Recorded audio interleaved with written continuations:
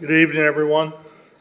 We will call the Oxnard City Council Community Services, Public Safety, Housing, and Development Committee to order, a meeting to order for December 10th, 2024 at 6:45. And Madam Clerk, if we can have a roll call and posting of the agenda, please. Member Madrigal. Here.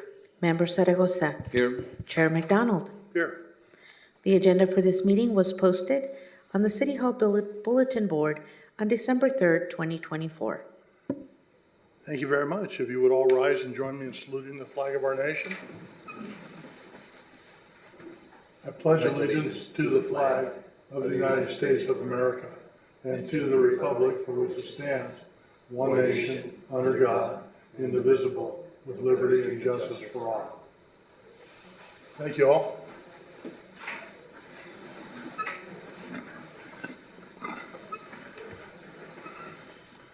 Takes us to section B, public comments on items not on the agenda, but what would be under the purview of this committee if there were any. Madam Clerk, do we have any requests to speak? Chair McDonald, we do not have any speakers in person or virtually for this item. Thank you. Thank you very much. Takes us to consent agenda. Subject is approval of the minutes, and recommendation is that Community Services, Public Safety, Housing, and Development Committee approve the minutes of November 26, 2024, regular meeting as presented. Do the members have any questions about the minutes? No questions. None at all, no. Okay, then a motion would be in order. Move to approve. Second. Madam Clerk, we have a motion by Member Madrigal, a second by Mayor Zaragoza. Roll call, please. Member Madrigal. Aye. Member Zaragoza. Aye. Chair McDonald. Aye. Thank you. Motion carries 3-0. And we didn't have any public comments on that, did we? We do not have any public speakers for this item. Thank you. Okay, thank you. I should have asked that earlier. I apologize. Takes us to item D, reports with the Housing Department. Subject is a second substantial amendment to the 2023-24 Annual Action Plan. Recommendation is that the Community Services, Public Safety, Housing, and Development Committee recommend that City Council, 1, conduct a public hearing and receive comments related to the substantial amendment to the fiscal year 2023-2024 Annual Action Plan. 2, approve a substantial amendment to the 2023-2024 Annual Action Plan reallocating Community Development Block Grant and Home Investment Partnership Funds. 3, authorize the city manager and his designees to execute the required applications, certifications, and other pertinent documents for the submission of the amendment to the United States Department of Housing and Urban Development. And 4, authorize the city manager and his designees to execute the appropriate agreements with subrecipients and to adjust any of the funding activities not to exceed 10% if the programs require more or less funding to meet their objectives. And 5, authorize the city manager and his designees to appropriate Home Investment Partnership Program monies, Fund 202, and Community Development Block Grant monies, Fund 201, funds to the proposed identified or activities identified in the staff report. And pursuant to Measure M, there was a pre-recorded presentation on the city's YouTube channel. And Mr. Ramirez here is here to answer any questions if the committee members have any. Mayor? Mr. Chair, Mr. Ramirez, so each year, then the HUD requires that they review the housing and urban entitlements. Is that correct? You know, the CDBG, home, and ESG funding. Is that a yearly thing? And I can't recall. And I think that also we're looking at some changes of some projects, as you have it here. Then also the annual action plan must reflect the changes planned for such. Yes, sir. Emilio Ramirez, Director of Housing.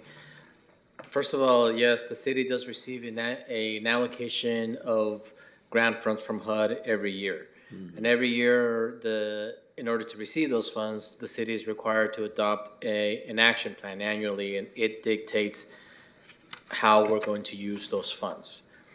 In addition to which, we are required that we use the funds timely. And HUD does a timely check at the beginning of May of every year. And at the beginning of May, we're only allowed to have on deposit, on hold, in balance, 1.5 times the annual allocation. So we have to ensure that we are actively using the funds on a continuous basis. So we actively manage it. At this point, the amount of money that we need to ensure that we're going to expend by the beginning of May is $2.6 million. I'm sorry, I didn't bring my glasses, but $2.6 million. We think we will get there. We have enough commitments of projects that should be able to get there. But we also have an uncommitted balance of about $1.5 million. So we are proposing to allocate those funds to the projects that are listed in the staff report, Casa Aliento and Eding Road, that are experiencing cost overruns because of the cost of construction and materials and et cetera, in an effort to use the funds in a timely way. Also to complete those projects in not leave unfinished construction.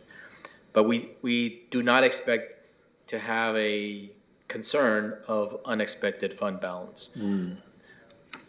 So, Mr. Ramirez, so we're going to use that fund as opposed to send the money back, correctly? Is that it? We don't want to send the money back. We better.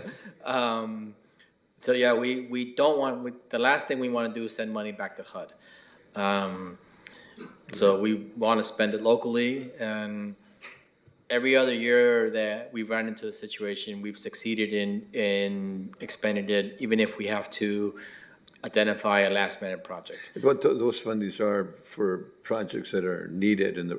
They're supposed to be used to serve the low-income population Exactly right. of the city of Oxnard. So there are three. One of them is CDBG. It's supposed to be used to serve the low-income population. It could be used for a myriad of things, including building projects that serve low-income population. ESG is for homeless. Home is for affordable housing development. Bridget, I'm not saying that because I don't want the people to understand that, hey, we didn't expend the dollars because we were inefficient or whatever. We're going to use them for projects that are needed by. There isn't an inefficiency here. I mean, there could have been, but there isn't one. The funds that are committed, as you can see on the second page. I'm looking at that, yeah. We have $4.3 million of funds that are under contract. Right. They're actively under contract. Those projects are actively working and they're being used in the correct manner. And between now and the beginning of May, that $4 million of under contract should expend the money, and we should not have an issue. So we're actively using them. They're not sitting on the shelf. The projects that we're proposing are eligible, active, affordable housing development projects. They do need it. So it's not the case that we are thinking up reasons to spend money. Yeah. Thank you, sir. No, thank you. I think you answered all my questions with the mayor's questions. So thank you. Madam Clerk, any speakers?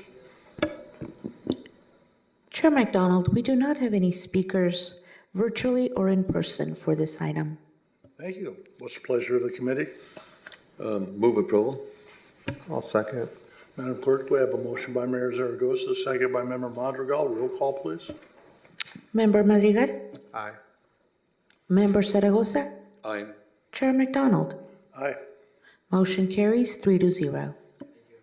Thank you very much. And Mr. Chair, I just want to thank Emilio and the Housing Authority for all the excellent work you've done year after year after year, in helping the community and providing affordable housing for our people, which is really, really important. We've got a lot of projects, the Huerta project, Aspire projects, and many other projects that you're looking at, which I think are, and CDBG funding is really good to help the community. So I want to thank you and your staff for the good work you've done for the city. Mayor, I appreciate those words and very much. I need to say that although I get the credit here at the podium, all the work is really done by the staff, Andrea, and the people that actually do the real work. So they deserve the real credit. And I think it's important, absolutely, that they're done by staff, but we need leaders like our city manager, you know, and our staff, you know, and our directors and legal and things just don't happen. We need a direction, and the directions are great from all the departments that we have with the city, which I think our city manager and our assistant city manager and our legal are doing a good job. And I want to thank you for that. Yes, sir. Thank you. And I would echo those comments. It's been a pleasure working with you at the committee level since we've started doing this. And after tomorrow night, you won't see these three cherubic faces anymore on this committee because we're all sailing off into the sunset when the new council becomes seated. So, but thank you to all staff and everybody that's done the support work for us. It's been a phenomenal ride. So, We will miss your direction. Member Mondragon, any comments? No, thank you. This is something near and dear to my heart, the aspect of housing, and you've done an excellent job. I want to thank everyone as part of this committee for all your hard work and dedication. And of course, I understand the aspect that the real work is done by staff, and in a way, you happen to take some of the credit for it. But I do know that, a lot of that little credit that you do get comes from a lot of hard work and dedication on your part as well. So thank you very much. Thank you, sir. And Mr. Chair, and also one of the things I wanted to mention, I want to thank our city clerk, many times he forgets to call people speakers, and I try to remind him, don't believe it. But Madam Clerk, thank you for your good work too. Thank you. Thank you to all of you. Thank you. It's been a pleasure. Thank you.